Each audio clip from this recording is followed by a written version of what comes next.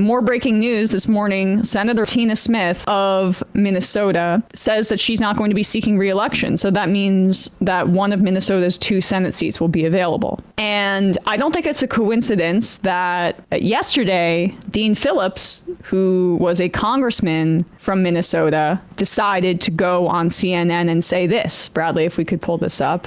He ran for president. People may remember he was a part of that odd robocall scheme in New Hampshire that used AI Biden's voice, right, to tell people not to go out to the polls because it had to be a write-in campaign because Jamie Harrison and Biden moved South Carolina against the wishes and against the law in the state law in New Hampshire to make South Carolina the first primary. Iowa's the first caucus, but South Carolina first. He was a bit of an odd duck, but he got some brownie points for being one of the only Democrats to call out Biden's failing cognition and his age. However, no, Castro's the real hero on that front. Yes, calling it out to his face back in the 2020 primary. This guy's an opportunist, and it seems abundantly clear based on these comments that he makes about Elon Musk on CNN yesterday. And that was a proposition of mine. Unfortunately, Democrats are only focused on one thing right now, Mr. Musk. The fact of the matter, he's quite popular. He has the largest platform in human history, which is, of course, Twitter/X. And I think we're missing the boat as Democrats. And all I'm saying is that sometimes it's better to join them and actually play a role in how the strategy works rather than so pathetically, frankly, try to combat something that clearly is a steamroller, and Democrats are being steamrolled. And I'm deeply concerned about that. Yes, Musk is not elected. He has no accountability other than Donald Trump, and that's a frightening combination. And I don't want to cross my fingers. I think Democrats should join the club and then have more credibility to actually raise the alarm about constitutional issues. Right now, it's the boy who cried wolf. Well, wait. So let me get this straight. The Democrats need to join the club to have credibility about combating it. So basically, they're a steamroller. So we need to roll over or lay on our back and let the steamroller roll over us, flatten us, and then maybe we'll be taken seriously. What phenomenal advice. Because then he tacks on that he's concerned about it. But frankly, he's wrong about Musk's popularity. We're already seeing this play out in poll numbers. I know you guys yesterday played that video of that farmer who's going to be affected by these freezes. This doesn't just happen on the internet. Stop bringing troll logic and legitimizing it when we're talking about government functioning. This is the tail wagging the dog. Elon Musk, here it is from YouGov. More Americans view Elon Musk very or somewhat unfavorably, 52% than favorably, according to YouGov. This share, who they have a very unfavorable opinion of Musk, increased 7 percentage points in the past week. The share who say, I should say, they have a very unfavorable opinion of Musk, increased 7 percentage points in the past week to 43% from 36%. That's just very unfavorable. The shift was especially pronounced among independents and younger adults. And then this was also from Quinnipiac. Just last month, he already was unpopular, if you could just scroll down to the numbers. 53% of respondents said they are not in favor of Elon Musk playing a prominent role in the Trump administration. 39% said they are in favor. And that was... that poll came out January 29th. So Dean Phillips, who I would guess based on the timing of this media appearance is trying to run for Senate in Minnesota. By gosh, we got to keep him away from that because he's openly advocating for appeasing the fascists while saying, yeah, the fascists are doing something really bad. Way to read the room, because Musk's approval rating is not going to go up the more the actual pain is felt of what he's trying to do here. I mean, the Department of Education is a prime example of that. You want to eliminate the Department of Education? That is not a popular idea. I'm sorry. People love our public schools. This is about rich Democrats. Dean Phillips, my mic just went down. Dean Phillips's mother married the heir to a distilling company, Phillips. You might have heard of that. When they say Dean Phillips is a businessman, it's because that's where he went after college to make a lot of money, is the family business, which is a liquor company.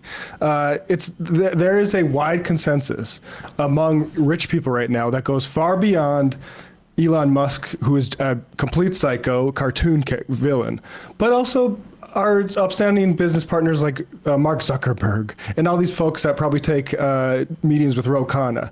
They all don't mind this stuff. They don't mind the hatchet being taken to the parts of the administrative state that serve people. They're looking to streamline it for profit maximization purposes, and they're going to grind up people in the meantime.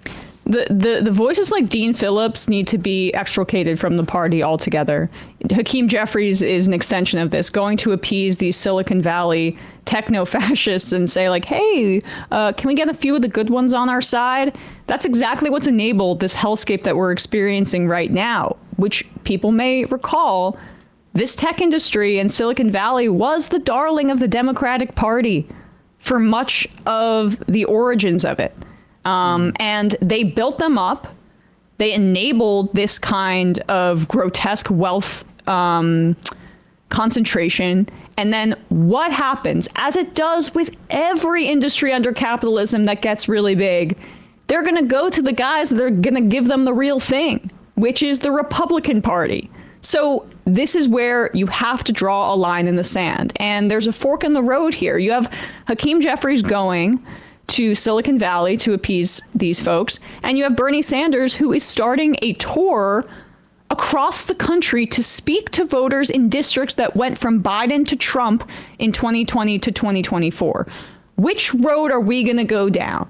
Because I do see some people, Democrats, that you wouldn't even expect outside of leadership seeing, okay, we have to change course. But right now, the leadership is dragging down this particular party at this moment. And Phillips he's not in government anymore, but if he runs and is successful in Minnesota, this is like truly just a slow death of the party, frankly, if that is how we choose to proceed. But hopefully like Keith Ellison runs or something like that in Minnesota. Ilhan Omar, oh my God, I'd love it. But there's an entire flock of media commentators, the sort of Iglesias types, that would want nothing more than for this to blow over and just maintain and come back into power as your enemies defeat themselves. Never mind the amount of damage they do that ultimately hurts your coalition. And we know this is what they want to do because that's what UK Labour did, and UK Labour sent advisors. They swap advisors back and forth. And I mean, when they're not working for the Tories like Obama guys did. But the Democrats right now, there's a certain type of Democrat that thinks Trump is going to get so unpopular that we're just going to ride back in. And to a certain extent, it worked for a lot of them. It wasn't just the good Democrats like AOC and stuff that came in on the 2018 wave. A lot of losers came in too. And we need to be very clear about what kind of Democrats need to be supported or not supported. I don't know why I didn't think of this, but Martig writes in, people are thinking Walz. That is the kind of candidate that I think could have, we would want to support, right? I mean, I want to see who else jumps into the race, but in terms of a guy like Dean Phillips versus a guy like Walz, pretty easy to make that decision. And while we're just talking Minnesota, Omar Fateh over Jacob Fry, not even close, folks. Get activated for Fateh, who was central, among other things, leading the drivers' rights against the ride-sharing companies. Oh, and now that we're on the topic of local politics, if you have not changed your party registration to Democrat, today is the deadline to do that. If you want to vote for a particular candidate that perhaps Zoran. I'm ranking him first, but I'm already a registered Democrat. But you can't participate in the primary if you're not a registered Democrat, which I think some folks who might be inclined to vote for Zoran Mamdani or rank him first at the very least might be. Can I name my top 5 candidates? Yes. Zoran, and Zoran. Okay, but do you know who you're going to rank second? No. All right. I'm not worried about that right now. Well, we'll figure it out. But either way, I'm excited about that candidacy. As I say, it's a fork in the road. And the New York could go down that road right now. I mean, he's getting some real momentum, but we have to be making these. We have to be diligent across the country. And a guy like Dean Phillips can't see the light of day. Let's not have him be a senator from Minnesota, which would just be an outrage. Yeah, frankly. just like putting Latimer and Wesley Bell. And did you see Wesley Bell's video? No. Of like things we've been doing. Gosh, they're really taking what Cory Booker had some, I guess this was with the senators, but Cory Booker had a meeting about how they have to be more involved on social media. And it's like, Yeah, take some crypto out, buddy. can you please just talk to AOC instead of Cory Booker, folks? And just go to your friends in the House and ask some questions there. Hey, folks, don't forget to hit the subscribe button and check out our daily show. We do it every day at 12 p.m. Eastern for about 2.5 hours. We even take phone calls. You should check that out.